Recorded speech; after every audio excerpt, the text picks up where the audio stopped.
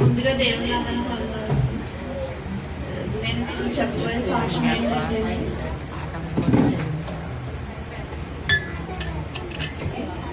మొన్న రీసెంట్గా photo తీసించాలండి. తీపిస్తే photo చూసి ఫోటో తీసి ఆయన ఆశ్చర్యపోయాడు. ఇంకా బాబు అని చెప్పేసి చాలా బాగా వచ్చింది ఫోటో, చాలా సన్న వేయడని చెప్పండి. నాకు వెంటనే దేవుడికి చెల్లించుకున్నామండి. బాబు ఎంత ఆరోగ్యంగా ఉన్నాడు అనేది దేవుడు బాబుని బట్టి మనకి ఎంత తెలియపరచడని చెప్పి నాకు అర్థమైందండి. ఇదో సాక్ష్యం అండి. నాది సాక్ష్యం ఏంటంటే, ఫ్యామిలీ నేను బయటకు వెళ్ళినప్పుడు ఫ్యామిలీ చూసుకోకుండా నాది బండి టైర్ పాతం మీద పోనిచ్చాడండి.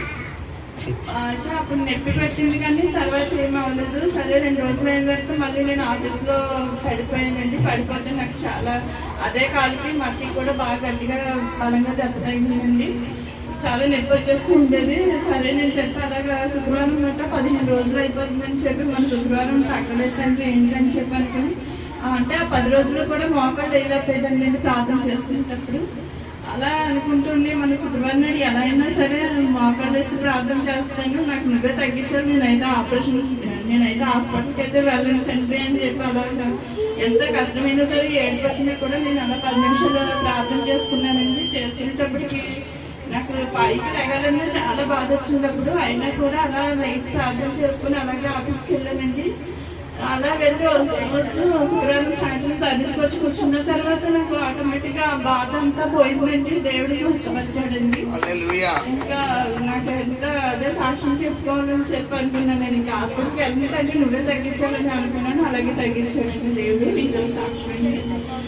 మొన్న ఒకటి నేను ఏం చేశానంటే, పడుకునేటప్పుడు శామిలు అలా చేస్తూ బొజ్జుంటాడండి. అలాగే బొజ్జుంటూ ఉంటే నేను చాలాసార్లు చెప్పాను, అలా చేయకు నాకు నిద్ర వస్తుందని చెప్తే వినుకుంటా అలాగే అలా చేశాడు. నాకు ఆటోమేటిక్గా నిద్ర పెట్టేసిన తర్వాత పడుకుని పోయిన తర్వాత సడన్గా శామిల్ కాళ్ళు నిలబెట్టిన కాళ్ళు దడేరి మీద మంచం మీద వేస్తే నాకు పెద్ద శబ్దం అనిపించి వెంటనే నాకు చాలా విపరీతమైన కోపం వచ్చేసి లెగిసిపోయి శామిల్ని కొట్టేసాను అనమాట.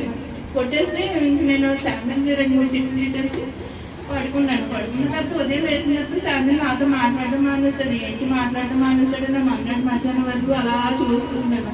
అసలు మాట్లాడడం లేదు. ఫోన్ చేస్తున్నా చెప్పలేదు ఏంటి అని చెప్పి అనుకుంటున్న తర్వాత అలా ఏడుస్తూ ప్రార్థన చేశానంటే, ఎన్నిసార్లు ఎప్పుడు ఏమన్నా శామిల్ నాతో మాట్లాడకుండా ఉండడు, ఏం చేస్తాను నేనే కొనుక్కొని చేశానని చెప్పి అనుకున్నాను. నేను అనుకుని అలాగా ప్రార్థన చేస్తూ ఉంటే శామిల్ బొజ్జున్నాడు, అలా శామిల్ నిద్రలో కాలేసేది తప్ప బొజ్జున్నాడు, మెరుపుగా లేడు అని చెప్పి నాకు ప్రార్థనలో బయలుపరిచానండి దేవుడు.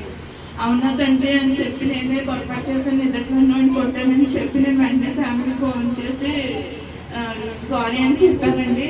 తప్పు నేను క్షమించమని దేవుడు కూడా వేడుకుంటున్నానండి. ఈ 3 సాక్ష్యాలు దేవుడు ఇచ్చింది కాక.